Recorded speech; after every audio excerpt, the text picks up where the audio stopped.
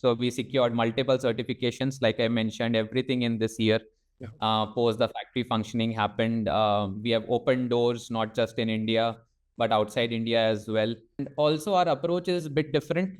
We are much focused on not stopping at just the ingredients for pet nutrition, but also going beyond. 85% of the pet parents are still feeding their pets with home-based food.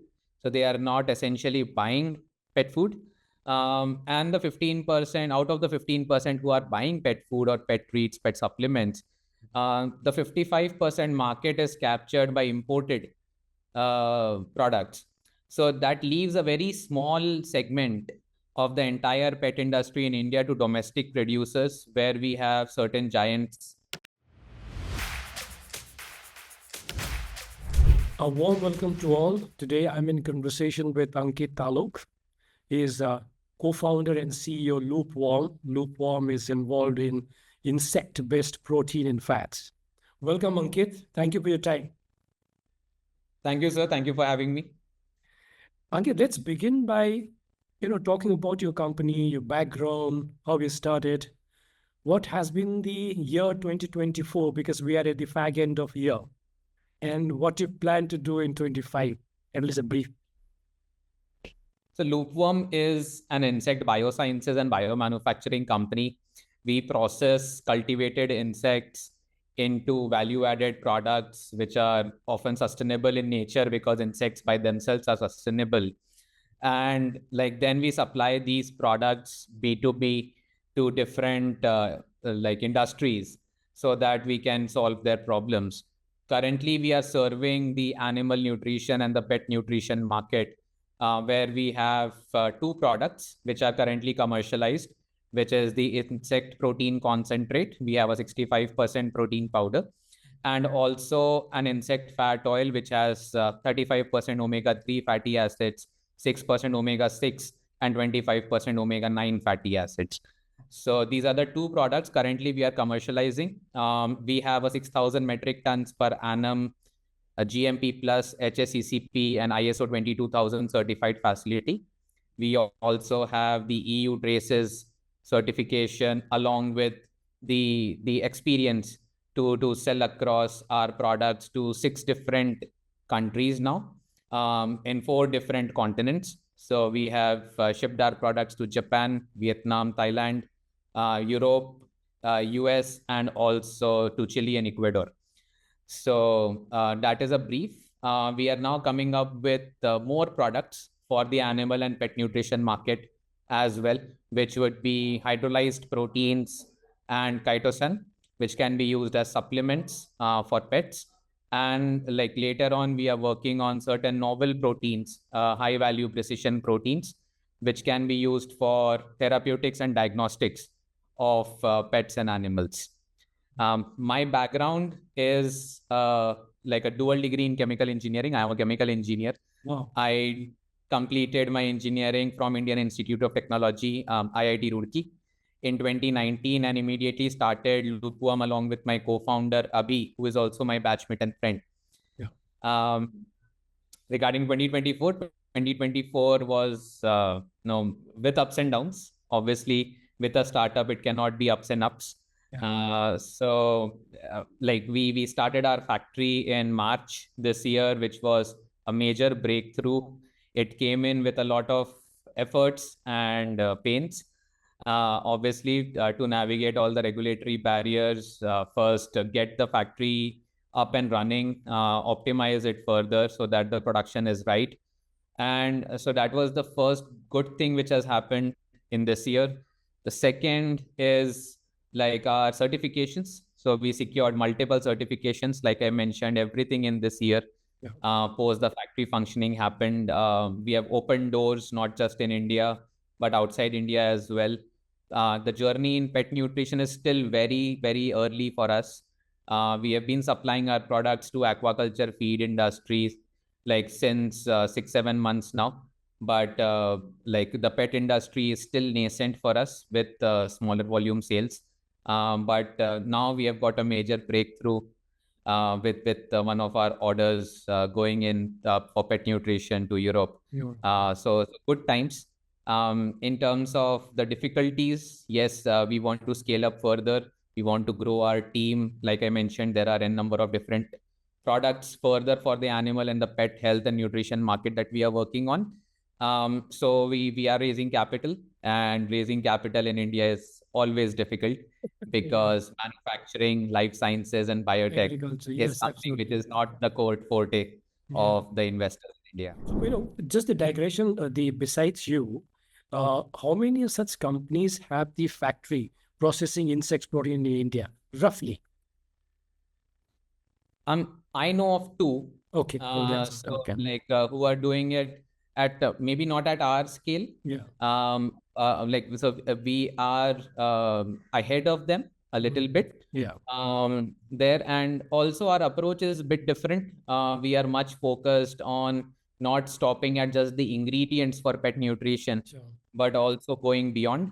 And that is why like I never call myself like an animal and pet nutrition company. Company, I call correct. myself a biosciences or biomanufacturing company because we want to go beyond the insect-derived ingredient space.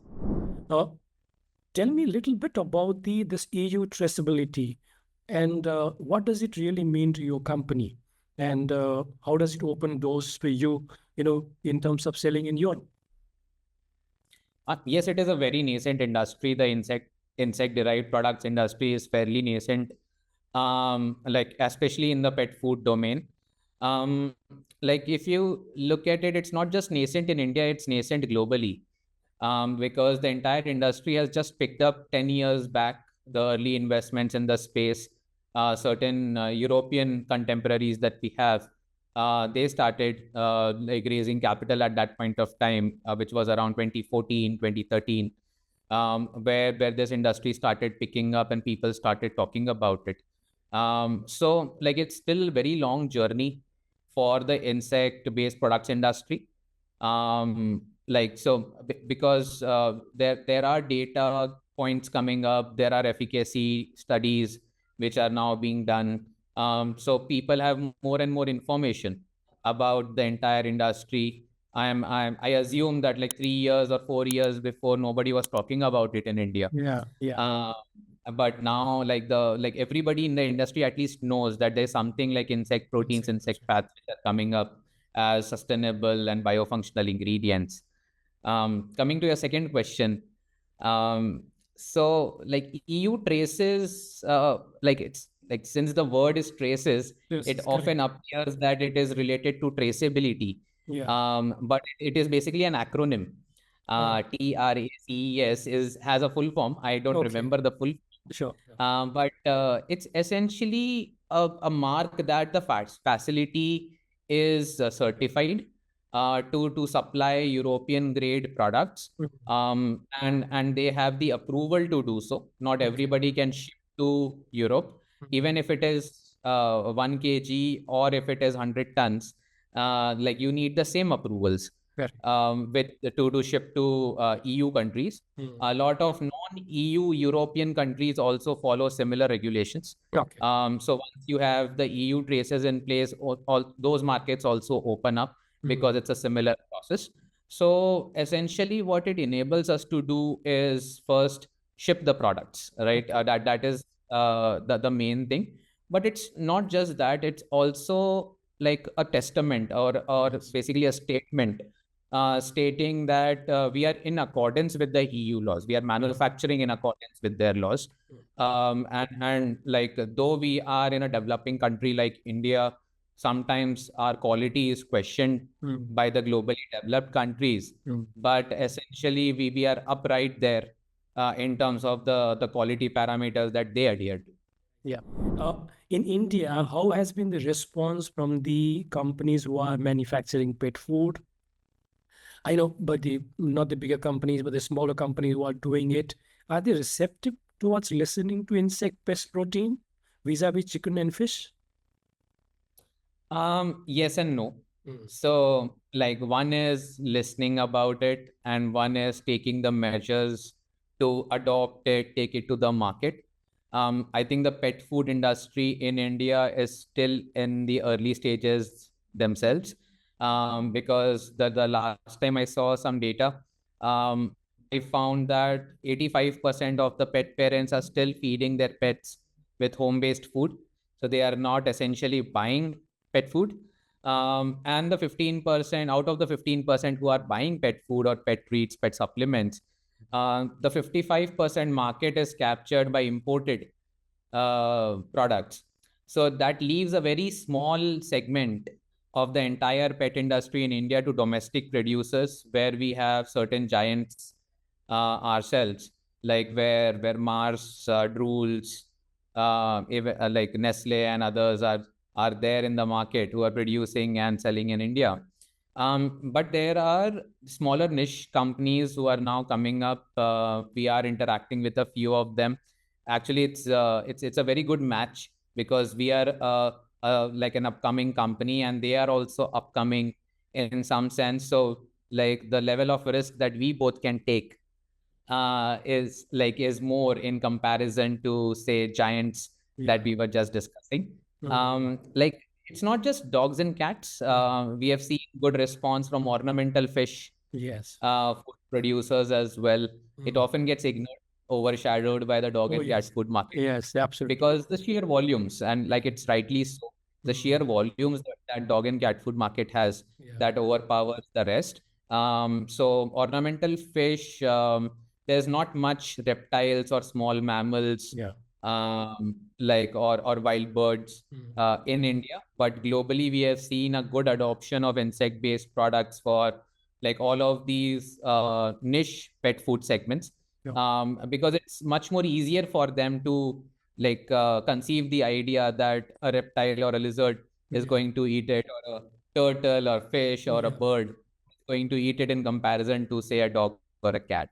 And when it comes to the pet food manufacturing, the how does the price point play out between chicken, fish, and the insect-based protein? Is it expensive? Is it less expensive, or is it at par? I think it's at par.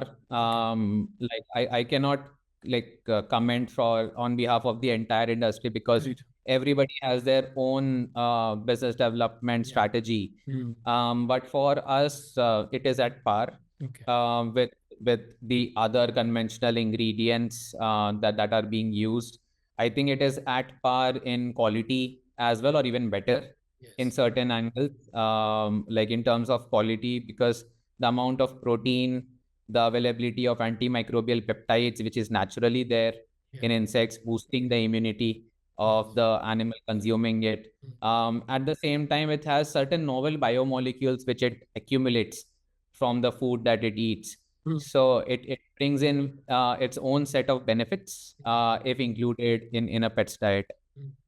Have you done a kind of prototype where to see that when we open a pet food bag, so there's a certain kind of smell, right? So after we dish out to our pets, we just kind of wrap it well or put it in a container and keep it. Uh, will the odor be of same kind? It will be more or less. Have you done some kind of prototype around this? Yes, so like we have not made the prototypes ourselves, but a few companies who are interested in looking at these products, they have made certain prototypes, and we have seen certain samples of it. Like it depends on insect to insect. That is my first take. Like so, if you consider say black soldier fly larvae, which is one of the most popular insect protein sources as of now, like it has a nutty flavor and smell. Okay. Like it doesn't smell meaty at all. Okay. So like there's a different kind of a smell which comes from it. Like I think that like there is a market which is going to come up with biscuits and muffins and cakes and whatnot with BSF because of that nutty kind of a flavor or aroma. Like with silkworms, with which we work extensively, like it has a different aroma. It is more fishy and shrimpy in smell. Yeah. Like so it has that strong fish or shrimp like aroma that we have seen. Even with the animal nutrition, the aqua nutrition vertical with which we work closely with, and we are supplying commercial quantities there. So we have seen that people appreciate that aroma a lot. So like that has been the response when we visited Pet Fair, Southeast Asia, and even IIPTF Yeah. in Mumbai. Yeah. Like that it has a distinct like and like a good aroma, like which can add the smell to the pet food as well. Good as well. Now, like when it comes to pet food prototypes, Mm. it depends on the inclusion level. Okay. Like so whether you are putting 20% of the product or 2% of the product, Correct. like changes the entire ball game. I am a big, propagator of putting it at the biofunctional levels. Yeah. So not overdoing it. I think Yeah. it's a functional ingredient. It should be Yeah. used as a functional ingredient. Yes, correct. So if 5% or 7% is giving the best result, I think You should use overdoing and that. putting 20, 30, 50% is only going to harm the chances. So it has to be taken, in a logical manner. And Yeah. if I give you an analogous example, like eggs are good for us, milk is good for us, but you don't drink Overweight. 5 liters of milk, Correct. right? You Yeah. don't eat 12 eggs in a go. Yeah. Like if it is 2 eggs per day, Yeah. it is 2 eggs per day, Correct. right? So that is how insect protein and insect fat should also be treated. Treated. That there is a certain level of inclusion at which the best results would be seen for, say, different species of animals at different life stages, maybe Yeah. different health conditions. And like that is something that the industry is very dearly trying to prove now, Yeah. that what is the microbiome changes, what is the digestibility, Yeah. like what is the effect on poop quality Yeah. or fur quality that we are Yeah. seeing. So all of those things would essentially help the pet food manufacturer and even the end consumers to understand the product better, and there will be a scientific backing to help the customers make educated choices.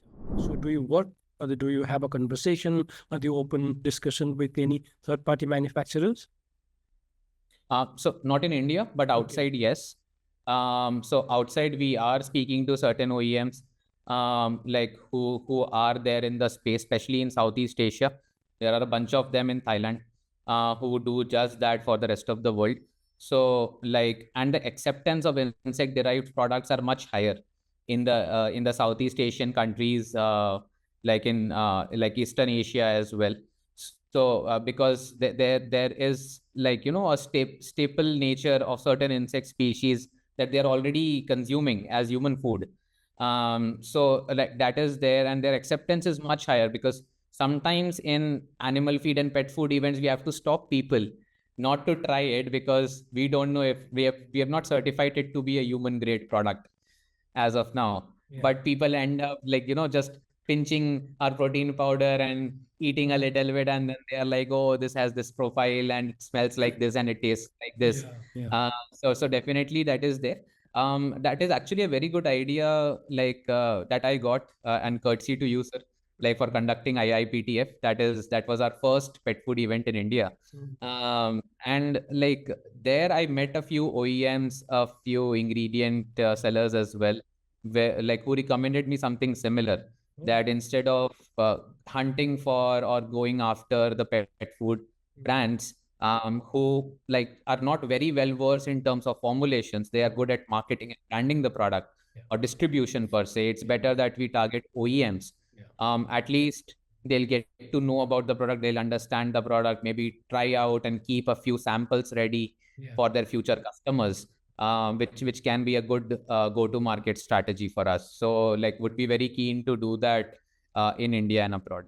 The support from the government of India to develop this industry so the alternative protein can be harnessed, right? So that's the area that was asking you. Yeah, so yes, there are like certain schemes there, and the government now in their new Bio E3 policy, like they have a separate section called Smart Proteins. Okay. Now, like it is a little ambiguous. Not a lot of people are now clear what are smart proteins. How do you like Define tell it. some protein is smart or not, right? So like that is there, but that's a like a welcome move, that somebody is evidently talking about proteins, because the more protein that goes into the system, like the better is the entire food system, whether it's for our pets or for ourselves. Yeah. So that is the case. There are other schemes also. Like there are schemes from Department of Biotechnology, which promotes a lot of protein work. There are state government schemes which are now coming up, not just for proteins, but in general for life sciences, for agri, for smart food, or circular economy. So like all of those themes, insects fall in. Because there's a larger circular economy, climate, and sustainability theme also which surrounds insects. So that is also one thing which is getting promoted. But like I said, it's still nascent stages. We need like more and more people to talk about it. So like opportunities like this essentially help me communicate to a larger audience, answer their questions if there are any, and and that's a good thing which is happening across the industry. Great.